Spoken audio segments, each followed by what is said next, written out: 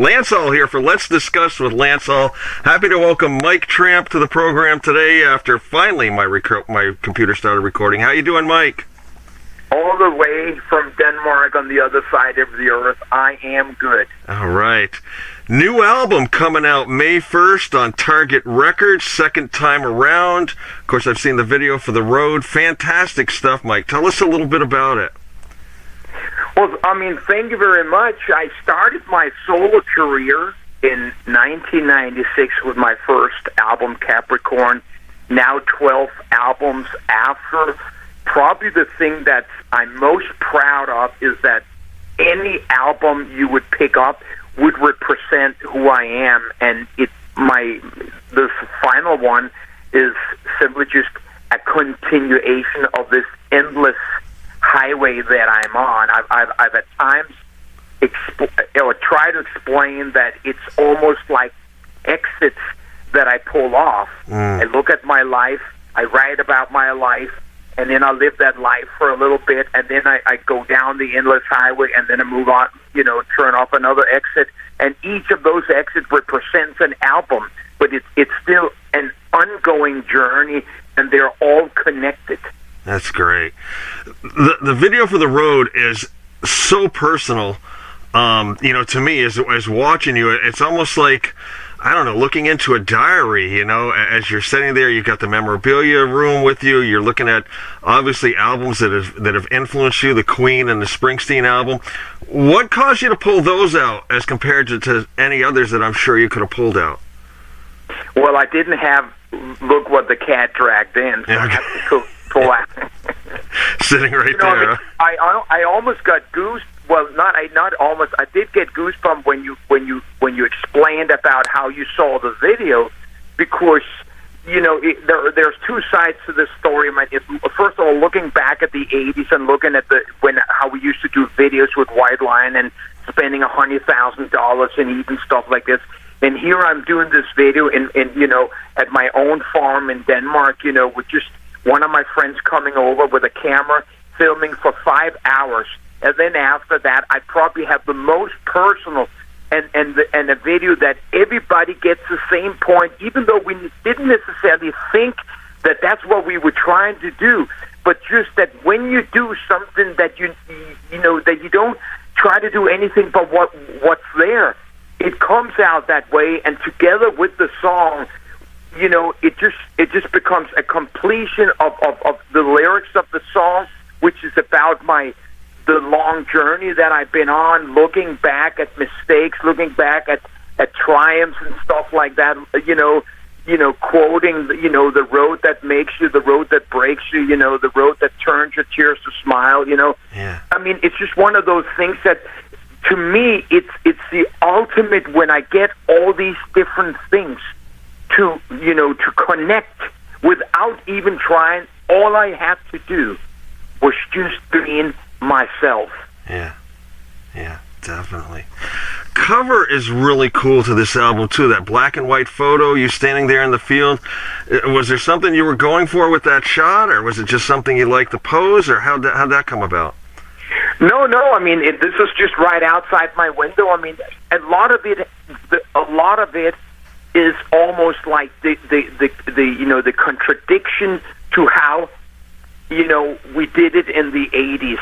5 to 6 hour, photo shoots, 2 hours in makeup, stuff like this. 4 guys standing next to each other with big hair, one of the most unnatural things for us to do.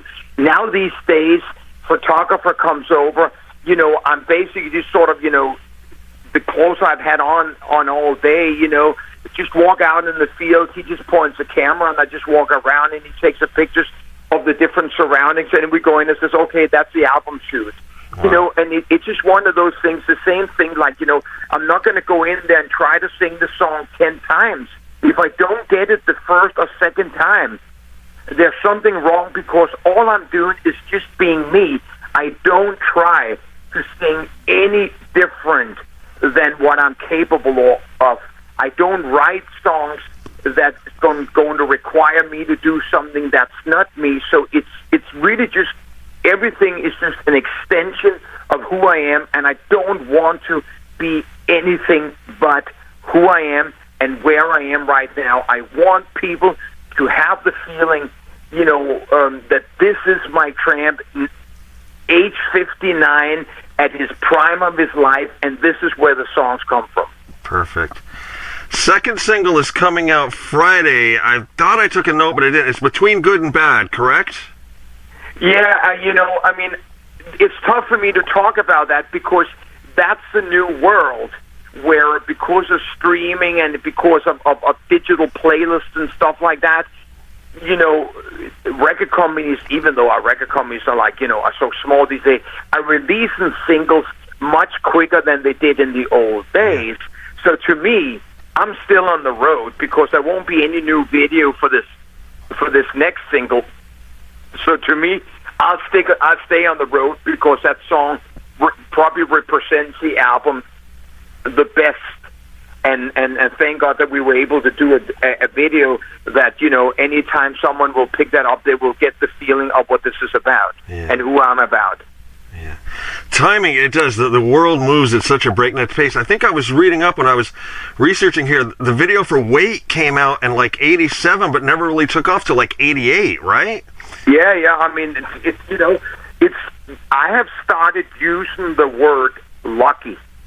We actually were very, very lucky to actually survive because, the album came out in June of 87? Yeah. We were on tour with Ace Frehley and Y&T, and then later on in the winter we were on tour with Kiss. And nothing, it wasn't really taking off. And I remember the Wait came out almost the same day as Welcome to the Jungle. And, and we were just watching these two things, and then suddenly Guns N' Roses just took off like a fucking rocket, but then it happened that one radio station in Minneapolis played the song in prime time, and the audience responded with, enormously. And those were the days when, radio stations used to write about, the week in radio. Yeah. And so the following week, a radio station in San Diego picked up on that and got the same response. And after that, it became Prairie Fire. And once the record company saw that, they pressed the button, at the factory, and it started going. But nobody helped break this song. I mean, we were so lucky that one radio station decided to give it there. And once the fans, once the rock and roll fans heard the song, they responded. And then the rest is history. Definitely. I got to tell you just a quick story. I will never forget, I had a girl out. We were on our way, I think, to the movies or something, on a date. And we heard it come on. There used to be a show up here. They used to play on an AM station called the Green Mountain Ballroom, and they played rock and roll songs on Saturday nights from 6 to 8. And we're on our way to the movies or something, and that song came on. And I had heard it a couple times. It was instantly catchy. It instantly caught my ear. Yeah, of course, yeah. And I said, I'm like, this song is so great. Check this out. And by the end of the song, she was singing along with it, and I'll never forget that moment. Those were the days. Those were the days. It's simply just as that, I mean, that doesn't happen anymore. I know. But I'm just happy that to have been part of that, Yeah, I miss those days. Going back even further, you've been singing and playing since you were a young teen. When was the aha moment? This is what I want to do with my life.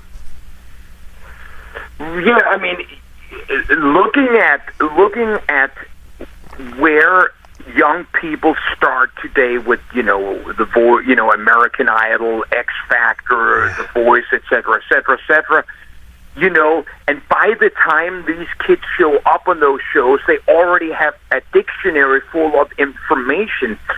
I was 50, I had an acoustic guitar at home, and I played campfire guitar and sang Elvis songs and Dylan songs and stuff like that with the youth club and stuff like that. And it was just it was no different than taking karate lessons or playing soccer. It was just something that I was doing. They had no mission. I hadn't thought about wanting to venture into rock and roll or anything like that. But somehow, I end up, being kind of hijacked by this band that's 10 years older than me that wants somebody, young and stuff like that. And 15 and a half years old as I enter this band. And before I look around, I moved into these guys' house.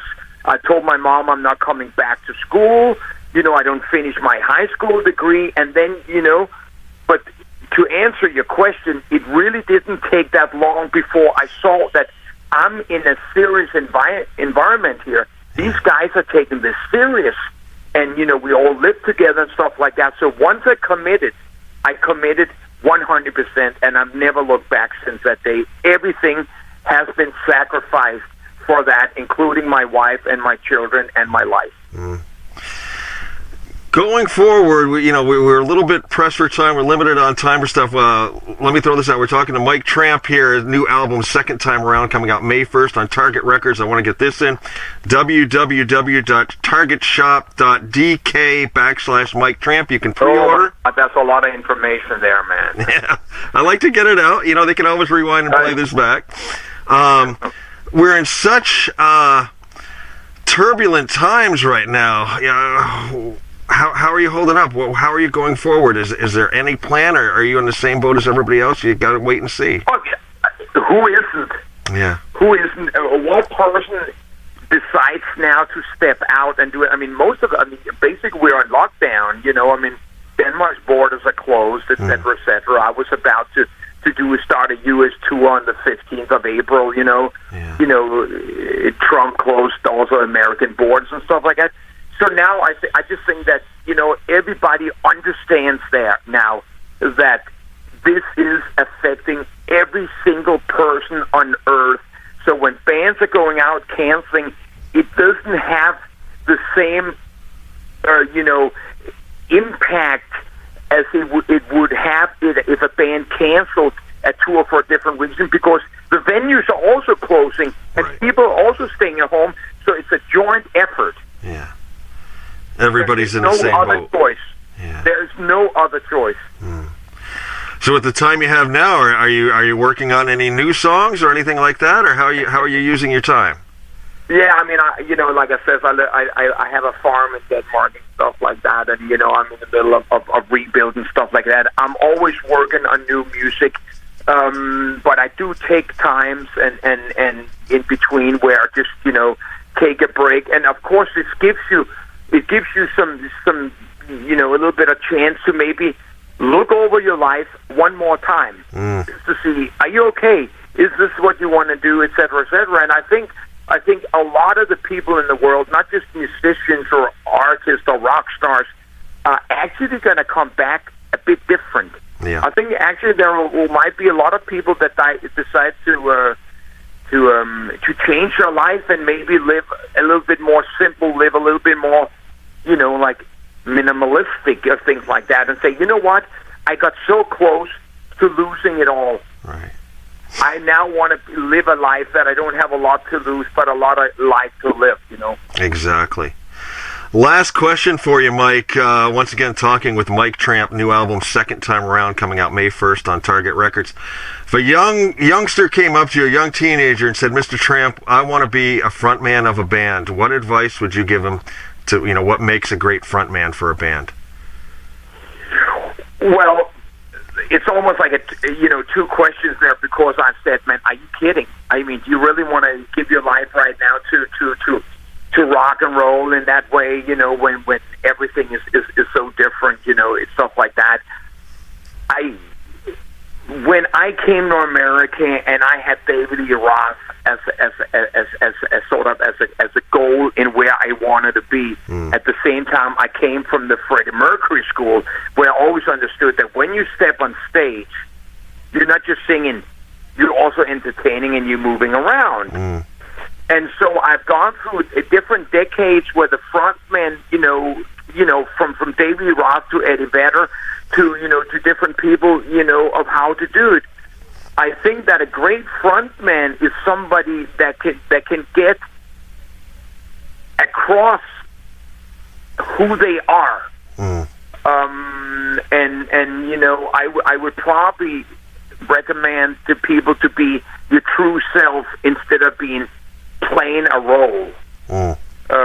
Great answer. Yeah, I mean, I'm trying to make, I sit here with a lot of stuff because I've gone through those different periods where I did do a show, and at times maybe I wasn't who I was. Right. But I was doing a show because I was in front of 25,000 people, and they were not interested in hearing a deep story from my soul. Right. Later on in life, as I ventured out, with just an acoustic guitar and play clubs around the world, it gave me the chance to stand up there and let the people feel deep inside, who I was and who I am and things like that, and not trying to be anybody else of who I am up there. Excellent. Mike, I thank you very much for your time today. I know they're stacking up a lot of interviews for you. I appreciate you taking the time for me. Good luck with the new album and when things get straightened around going forward. You got it, Lance. My pleasure. Take care, Mike. Bye-bye. Thank you.